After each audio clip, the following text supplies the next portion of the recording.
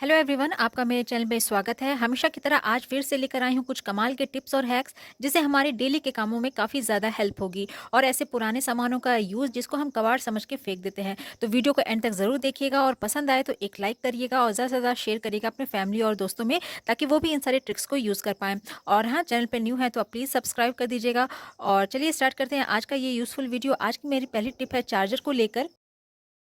जब भी हम कहीं घर से बाहर जा रहे होते हैं या ट्रैवल कर रहे होते हैं तो हमें चार्जर की सबसे ज़्यादा ज़रूरत पड़ती है, क्योंकि हमें फ़ोन को हमेशा चार्ज रखना पड़ता है।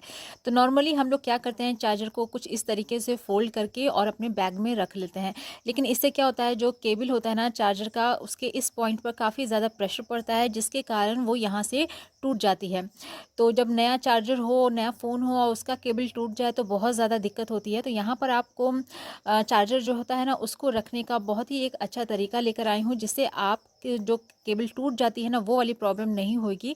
तो कुछ इस तरीके से आपको चार्जर को फोल्ड करके रखना है। तो इस तरीके से अगर आप फोल्ड करके बैग में रखिएगा ना तो चार्जर जो है वो कभी भी नहीं टूटेगा, उसका केबल। तो उम्मीद करती हूँ ये वाला टिप आपको ज़रूर पसंद आएगा। तो चलिए देखते हैं अगली टिप कौन सी। दोस्तों, अगली टिप भी हमारी है मोबाइल चार्जर के केबल को ही लेकर। जैसा कि मैंने कहा, जैसे हम लोग इस तरीके से चार्जर का केबल फोल्ड करके रखते हैं तो कुछ इस तरीके से यहाँ पे प्रेशर पड़ता है, जिससे हमारा फ़ोन का चार्जर जो है ना वो टूट जाता है। तो अगर नया चार्जर हो, उसका केबल अगर यहाँ से क्रैक हो जाए तो फ़ोन चार्ज करने में काफ़ी ज़्यादा दिक्कत होती है, जिसकी वजह से हमें नया फिर चार्जर खरीद के लाना पड़ता है। लेकिन अगर आपके साथ ये प्रॉब्लम होती है, अगर आपका केबल टूट गया है, तो घर में आप इसको ईजिली एकदम नए जैसा बना सकते हैं। तो आपको करना क्या है, यहाँ पर ले लेना है आपको कोई भी बॉटल का ढक्कन। तो यहाँ पर बॉटल का कैप लेने के बाद आपको जलाना है कैंडल।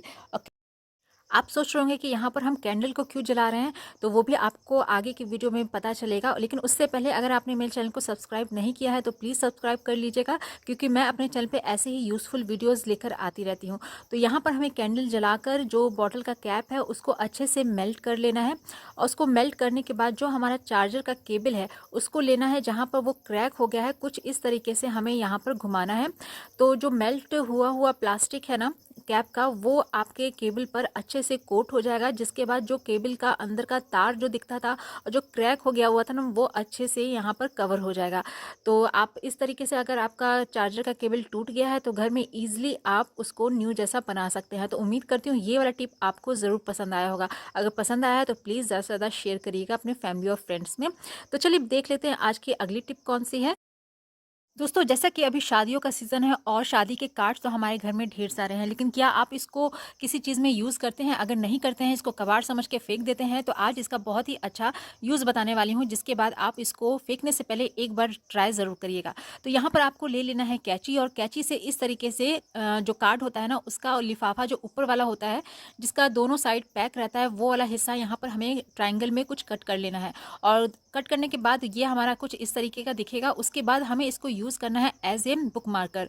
जैसे कि बच्चे पढ़ते हैं या बड़े ही कोई डायरी या कुछ पढ़ते हैं, तो हमें याद कर रखने के लिए वहाँ पर एक पेन रख देते हैं या फिर कोई भी चीज़ रखते हैं। तो यहाँ पर हमें बुक मार्कर इसको बनाकर पेज पर इस तरीके से अगर हम लगा देंगे ना, तो नेक्स्ट डे जब हमें वही पेज अगर निकालना होगा तो हमें ईजिली जो वो वाला पेज है वो मिल जाएगा। तो एक बार इसको ज़रूर ट्राई करके देखिएगा। इस तरीके के शादी के कार्ड्स हमारे घर में बहुत सारे होते हैं, तो एक बार इसको फेंकने से पहले ज़रूर ट्राई करके देखिएगा। उम्मीद करती हूँ ये वाला टिप भी आपको ज़रूर पसंद आया होगा। तो चलिए बढ़ते हैं अगली यूज़फुल ट्रिक की तरफ।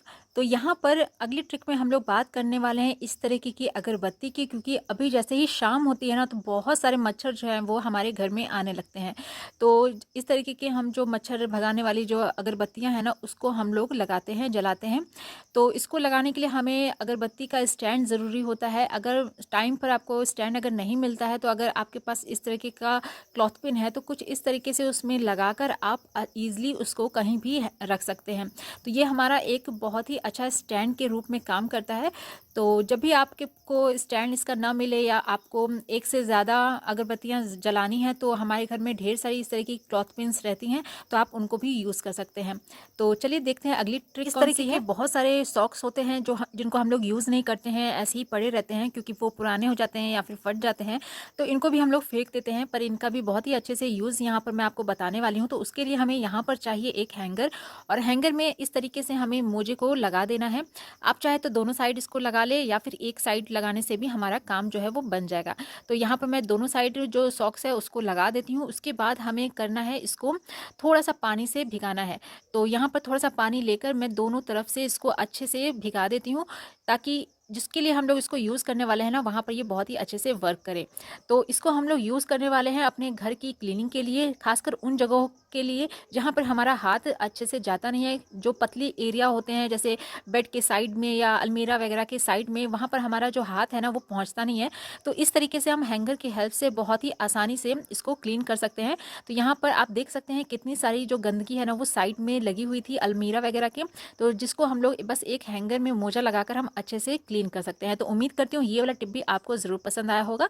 तो चलिए बढ़ते हैं आज की अगली हैक की तरफ। ठंडियों के वुलन जो कपड़े होते हैं ना, खासकर जो हाथ से बुने हुए होते हैं, इस तरीके के स्वेटर वगैरह, तो इनमें बहुत जल्दी जो है ना वो रोए से आ जाते हैं, खासकर छोटे बच्चों के स्वेटर्स में, क्योंकि वो इन्हीं को पहन के सो जाते हैं। तो इसमें है ना बहुत सारे इस तरीके के जो रोए हैं ना निकल आते हैं, जिसके बाद ये नए स्वेटर भी पुराने जैसे लगने लगते हैं और उसको हम लोग यूज़ उतना ज़्यादा नहीं करते हैं, या फिर बच्चे भी उतना ज़्यादा नहीं पहनना पसंद करते हैं, क्योंकि ये देखने में अच्छे नहीं लगते रहते हैं। तो अगर इस तरीके के स्वेटर में आपको भी रोए निकल आए हैं तो बहुत ही आसानी से इसको आप निकाल सकते हैं, बस एक कंघी की हेल्प से। तो यहाँ पर आपको कोई सा भी कंघी ले लेना है और उसके बाद आप स्वेटर में कुछ इस तरीके से चलाने पर आप देखिएगा जो भी रोए इसके निकले होंगे ना वो इस कंघी में फंस जाएंगे और सारे रोए निकल जाएंगे। बस ध्यान थोड़ा सा इस तरीके से रखना है कि ये ज़्यादा जो बुने हुए उसकी जो लेस है ना वो उसके अंदर जाए ना, क्योंकि अगर थोड़ा सा नीचे चला जाएगा तो उसका जो ऊन है ना वो खींचने का डर रहता है। तो थोड़ा सा सावधानी से लेकिन बहुत ही आसानी से इसके जो रोए हैं ना वो बस एक ही बार में निकल आते हैं। तो आप देख सकते हैं बहुत ही आसानी से मैंने कुछ ही देर में दोनों स्वेटर के जो रोए हैं ना वो निकाल दिए हैं। तो यहाँ पर हमारा जो स्वेटर है ना वो बस कुछ ही देर में न्यू जैसा लगने लग जाता है। तो उम्मीद करती हूँ ये वाला टिप भी आपको ज़रूर पसंद आया होगा। तो ये थे मेरे आज के कुछ यूज़फुल टिप्स और ट्रिक्स, जिनको यूज़ करके हम अपने डेली के कामों को काफ़ी ज़्यादा आसान बना सकते हैं। तो उम्मीद करती हूँ आज का ये वीडियो आपको ज़रूर हेल्पफुल लगा होगा। अगर हेल्पफुल लगा है तो एक लाइक ज़रूर कर दीजिएगा। चैनल पे पहली बार आए हैं तो सब्सक्राइब कर दीजिएगा और ज़्यादा से ज़्यादा शेयर करिएगा अपने फैमिली और फ्रेंड्स में, ताकि वो भी इन सारे ट्रिक्स को यूज़ कर पाएँ। मिलती हूँ अगले वीडियो में, तब तक के लिए गुड बाय फ्रेंड्स।